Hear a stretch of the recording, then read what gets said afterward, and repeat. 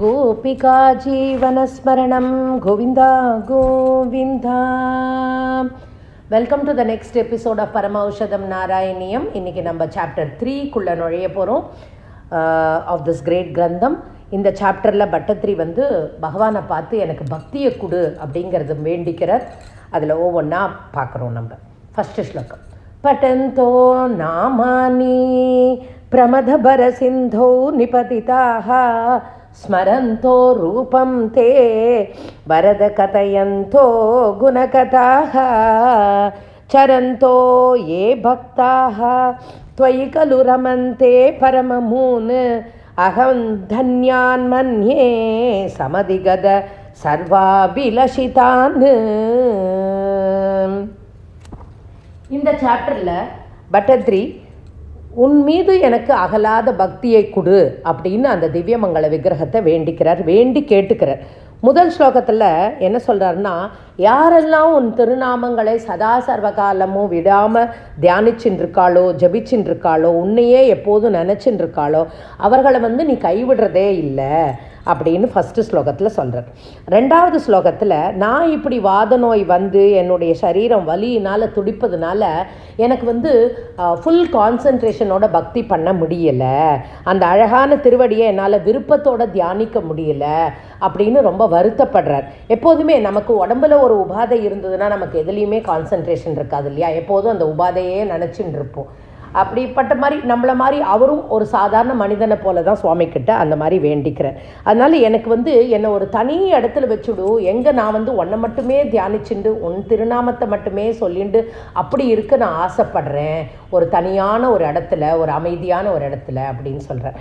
மூணாவது நாலாவது ஸ்லோகத்தில் யார் உன்னுடைய சிந்தனையிலேயோ உன்னோட சிந்தனையிலேயே தன்னுடைய மனதை ஐக்கியப்படுத்தி கொண்டு எப்போதும் உன்னையே நினச்சிட்டு இருக்காளோ அவர்களுக்கு துன்பம் வருவதில்லை அப்படிங்கிறான்.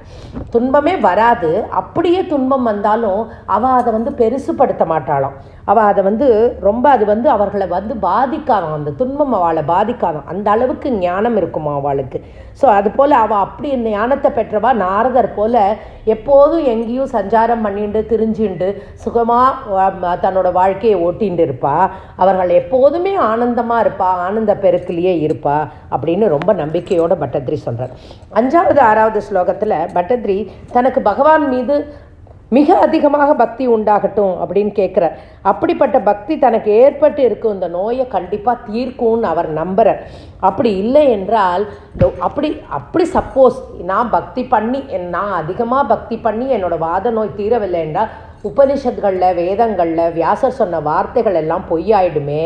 ஸோ அப்படி பொய்க்க வைக்காதே பகவானே, என்னோடய வாத நோயை தீர்த்து விடு அப்படின்னு சொல்லிட்டு இந்த பகவான் மீது கொண்ட பக்தி வாழும் காலத்திலும் இறுதி காலத்திலும் இனிமையே தருகிறது அப்படின்னு சொல்லி இந்த 6வது ஸ்லோகத்தை முடிக்கிறார். 7வது 8வது ஸ்லோகத்தில் என்ன சொல்கிறாருன்னா, ஒவ்வொரு பார்ட்டாக சொல்கிறேன். எனது கால்களை குணப்படுத்து, ஸோ தட் நான் உன் கோவிலுக்கு வரலாம். என் கையை குணப்படுத்து, அந்த கையால் உனக்கு நான் எப்போதும் பூஜை பண்ணணும். என் விழிகளை குணப்படுத்து, உன்னை கண்குளிர நான் பார்க்கணும்.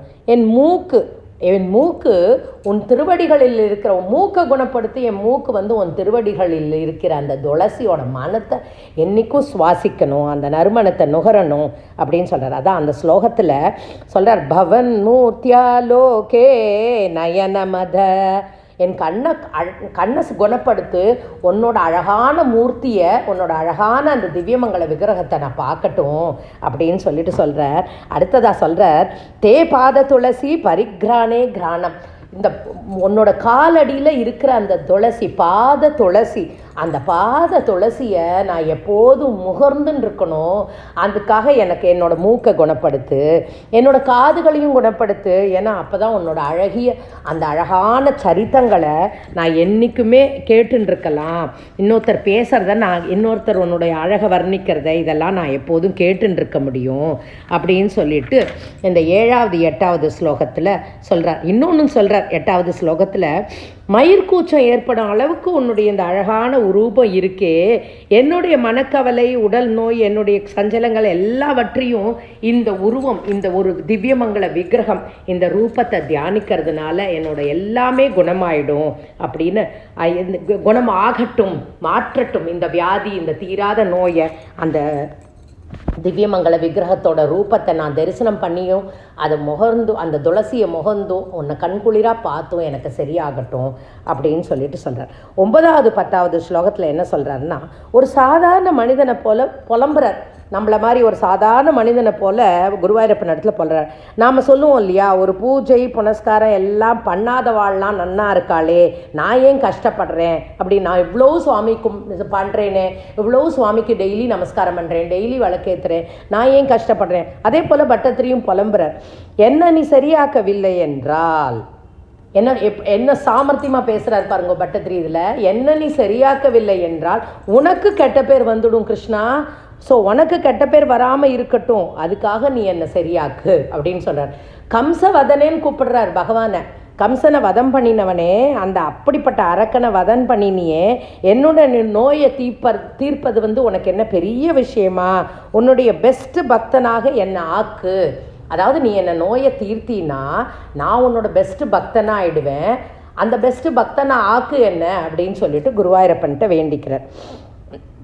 இனிமேல் நான் புலம்ப மாட்டேன். ஒரு தடவை புலம்பிடுறார் இதுக்கு ஆக்கு என்று கூறிட்டு, இனிமேல் நான் புலம்ப மாட்டேன், என்னோடய வேதனைகள் எல்லாம் மறந்து. ஒரு தடவை நம்ம புலம்பிட்டோன்னா, ஆல்வேஸ் தே சே இல்லை, நமக்கு ஏதாவது ஒரு கஷ்டம் இருந்தால் யார்கிட்டயா சொல்லி அழுதுட்டோன்னா அதுக்கப்புறம் அந்த கஷ்டம் ரொம்ப சிம்பிளிஃபைடு ஆன மாதிரி இருக்கும். அது மாதிரி பட்டத்திரி ஒரு தடவை ஃபுல்லாக புலம்பி அழுதுட்டார். அதுக்கப்புறம் சொல்ல, இனிமேல் நான் வேதனையெல்லாம் படமாட்டேன், நான் I will spend the rest of my time in singing, praying and serving you அப்படின்னு சொல்லிட்டு இந்த சாப்டரை ரொம்ப அழகாக முடிக்கிறார் பட்டத்திரி. கோபிகா ஜீவனஸ்மரணம் Govinda Govinda. Next chapter, next episode.